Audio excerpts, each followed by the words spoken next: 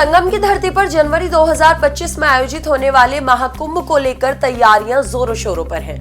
महाकुंभ से पहले संगम नगरी प्रयागराज में काशी विश्वनाथ और मिर्जापुर के विंध्याचल कॉरिडोर की तर्ज पर ही महर्षि भारद्वाज का भी दिव्य और भव्य कॉरिडोर बनकर तैयार होगा।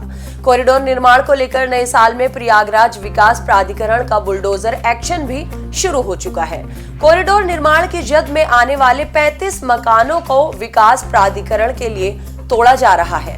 पहले दिन की कार्रवाई में 4 मकानों पर बुलडोजर गरजा, लेकिन जैसे ही एक 200 साल पुराने एक मकान को गिराया गया तो कुछ ऐसा हुआ जिसे देखकर बुलडोजर को रोक दिया गया और सभी लोगों की आंखें खुली की खुली रह गई। दरअसल इस मकान में भगवान की बड़ी बड़ी मूर्तियां नजर आई। मूर्तियों को देखने के लिए लोगों की भीड़ उमड़ी। बहरहाल काम को जारी रखते हुए लोगों ने मूर्तियों को उठाकर सुरक्षित स्थान पर रख दिया। जैसा कि आप जानते हैं कि भारद्वाज कॉरिडोर में महर्षि भारद्वाज के म्यूरल्स भी लगेंगे। इसके साथ ही यहां आने वाले श्रद्धालुओं और टूरिस्ट को महर्षि भारद्वाज के बारे में जानकारी देने वाले साइन बोर्ड्स भी लगाए जाएंगे। सरकार की मंशा महर्षि भारद्वाज की तप स्थली को पुनर्स्थापित किए जाने की है। यहाँ पर महर्षि भारद्वाज का मंदिर भी स्थित है, उसका भी सौंदर्यीकरण कराया जाएगा। महर्षि भारद्वाज के कॉरिडोर को लेकर बड़े पैमाने पर योजना तैयार की गई।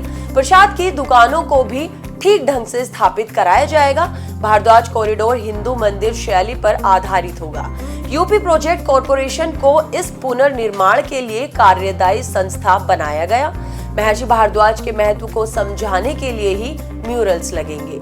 संगम की धरती पर पूरे देश से श्रद्धालु आते हैं, इसीलिए यहाँ पर इलेक्ट्रॉनिक्स माध्यम से भी श्रद्धालु यहाँ के महत्व को समझ सकेंगे। इसकी भी व्यवस्था पूरी तरह की जाएगी। सड़कों से लेकर महर्षि भारद्वाज मंदिर तक कॉरिडोर का निर्माण होगा और इसकी थीम महर्षि भारद्वाज की जीवन और उनके अनुसंधान पर आधारित होगी।